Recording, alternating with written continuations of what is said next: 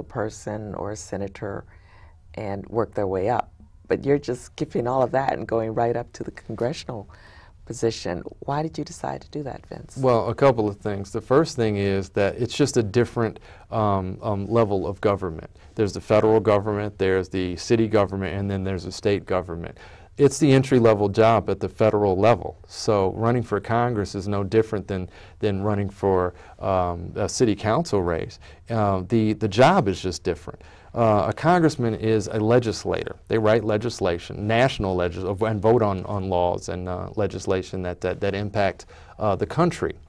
And those laws, I think, are reinforced by a constituency sending a representative to Washington, D.C. to work on those things. And hopefully the legislation the legislation that applies to that constituency is influenced by that. I am very proud of sort of my experience working in the federal government and have a distinct interest in legislation that's going to impact the district and working on issues that sort of have a national scope. Other than creating jobs for people, and also improving the educational system by having more people go finish school with the GED if they don't finish it with in the traditional manner whereby they get the diploma.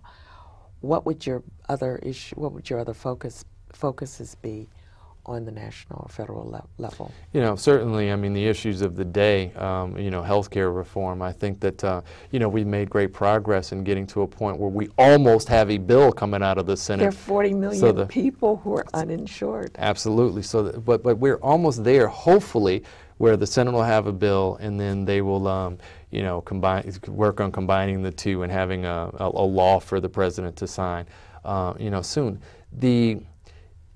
I don't think that it's going far enough, and I think that whatever form that it takes, you know, that's what legislation is all about. It's actually getting a sort of a placeholder and then over time sort of tweaking that so that we can ultimately have the dream of making sure that all 40 million of those people and everyone else in this country has access to quality, affordable health care.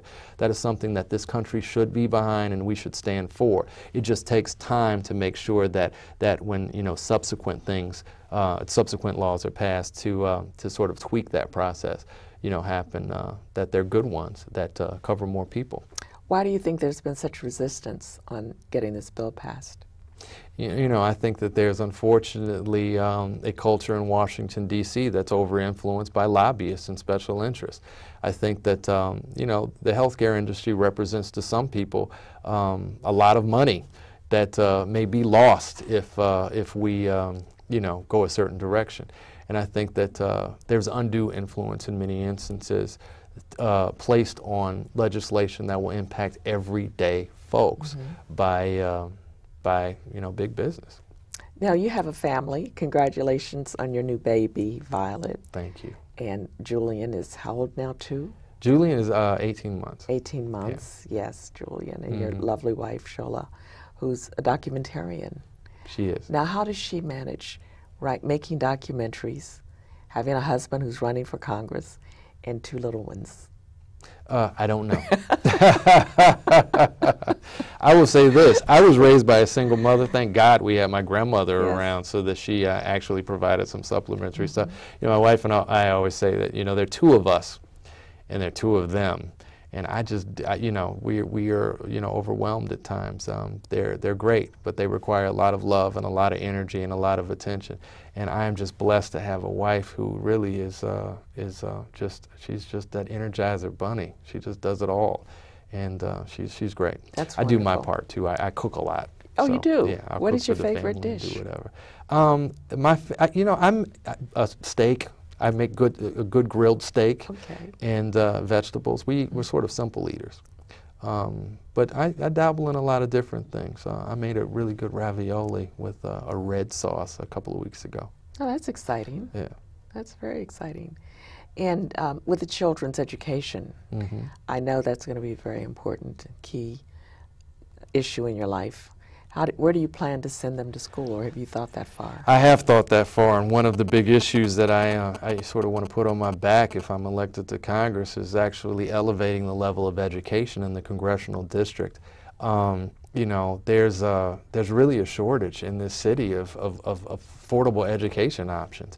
And if you know, I can't afford $30,000 or $40,000 a year to send my children to a private school, and I know many folks, you know, just aren't at a level where they can send their children to private schools. So it's a situation where they have to send their kids to public schools, and they should have access to quality public education. That is a right in this country, and it's just not there in the district, and we need to elevate that. What are your feelings, your basic feelings about public education as it is now? I think that charter schools, which there's a lot of talk about now, I'm a supporter of charter schools, but I don't think charter schools are a replacement for the regular public school system.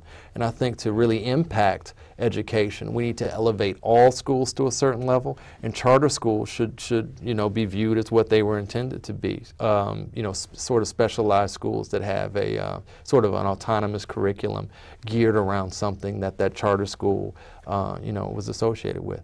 Now, other than that, though, charter schools, there are some really sort of cool things that they're sort of experimenting with and doing in some instances, and some of those best practices certainly could be used in the regular school system if they prove to sort of work. But you know, they're just another option, just like parochial schools are another option, and private schools are an option. I'll tell you, recently I volunteered to go through the school system with the Department of Health and help facilitate with the H1N1 vaccination, flu vaccination. And I visited public schools and charter schools, et cetera, and that's something that I want to talk about when we meet again. But I found it to be very interesting, and I went to a couple of very good charter schools. First time I'd ever been to a charter school.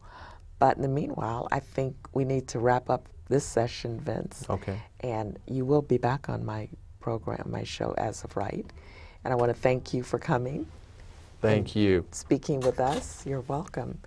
And MNN, thank you so much for giving us the opportunity to host Vince Morgan and As of Right.